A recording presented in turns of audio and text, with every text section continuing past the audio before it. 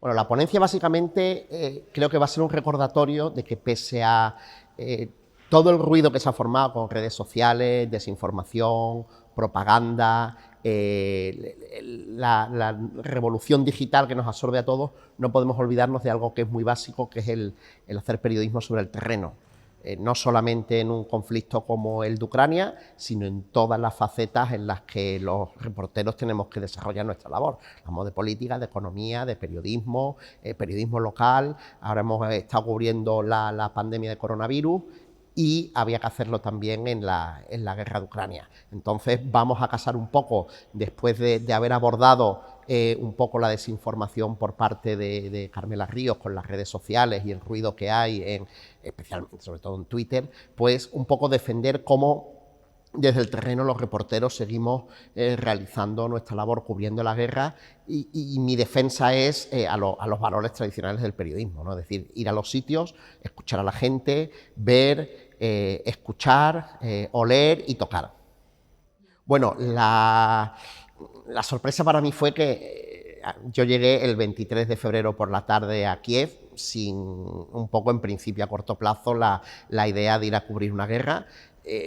Me acosté después de cenar esa noche y a las 4 de la mañana me levanté con los primeros ataques de las tropas rusas en distintas zonas del país y con los primeros bombardeos de Kiev.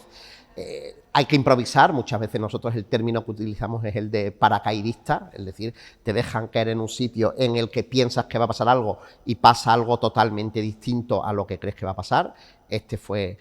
mi caso. Yo creo que a corto plazo la guerra no va a acabar, pero sí es verdad que no me atrevo a hacer predicciones porque hemos visto a lo largo de todos estos meses que los mayores especialistas en la materia, en las relaciones de la antigua Unión Soviética, Rusia, Ucrania, el Cáucaso, se estaban equivocando. Es decir, nadie se atrevía un poco a tumba abierta a decir que Putin iba a entrar el 24 de febrero de madrugada en Ucrania. Con lo cual yo creo que hay que ser cautos y aferrarnos de nuevo a lo que el trabajo de reportero nos dice, ¿no? Es verdad que cuesta mucho trabajo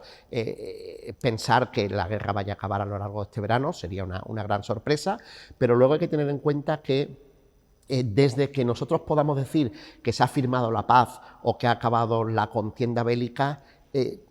la guerra sigue, es decir, las posguerras forman parte de la guerra, el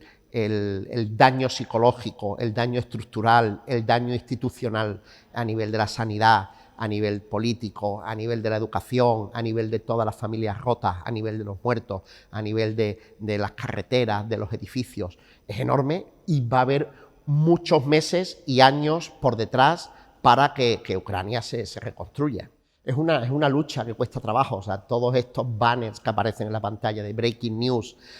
todos estos enlaces que tenemos en las webs de los periódicos de en directo, o sea, en mi periódico El País tiene un enlace que está contando la guerra en directo desde antes de que comenzara la guerra. Eso está muy bien para moldarnos al nuevo consumo de medios de comunicación y a un mundo globalizado y a un mundo cada vez más pequeño, pese a que las distancias geográficas son las mismas, pero al mismo tiempo muchas veces es una cortapisa para los que estamos sobre el terreno haciendo historias pues un poco más de largo alcance, menos apegadas al hard news, pero que son esenciales para contar lo que está pasando allí. Es decir, si yo salgo, por ejemplo, de Kiev, voy a una ciudad para hacer una historia que va a salir publicada 3 o 4 días después, recibo una llamada de Madrid o me llega un mensaje de un colega que dice, oye, ha habido un atentado en tal ciudad con 20 muertos, ¿qué tienes que hacer tú en ese momento? Cada vez son más últimas horas las que un poco se ponen como pequeñas piedras en el camino a la hora de realizar nuestro trabajo. Esto antes no pasaba. Antes, cuando solo trabajábamos para el papel, cuando no había redes sociales, cuando no había ediciones digitales, cuando no teníamos teléfonos móviles ni WhatsApp, la revolución nos ha absorbido a todos y tenemos que aprender a convivir con ella, pero es verdad que muchas veces nos gustaría desconectarnos totalmente y estar 3 o 4 días aislados en un pueblecito, hablando con la gente y realmente haciendo una buena inversión en la historia. Eso cada vez cuesta más trabajo. La sobrecarga de información y de lo que no es información es un enorme problema. Es decir, uno de los grandes trabajos que tenemos nosotros como reporteros y responsabilidad es tratar de transmitir las cosas como las vemos nosotros allí, pero también pensando en que pueda ser nuestra madre con un plato de lentejas en la mesa de camilla, en casa, a varios miles de kilómetros. Es decir, ¿qué podemos hacer nosotros como reporteros para hacer ver qué es lo que está pasando allí? Desde luego, no solamente ir al frente, donde están las trincheras y la artillería y la primera línea de combate, sino también en contar un conflicto como este de manera global. No toda Ucrania está ahora mismo en guerra, es verdad que todo el país está sacudido por la guerra de manera directa o indirecta, por las evacuaciones, por la salida de poblaciones de millones de personas dentro del país, los desplazados internos y externos. Entonces, todo eso hay que contarlo. ¿Qué pasa? Que alrededor hay un enorme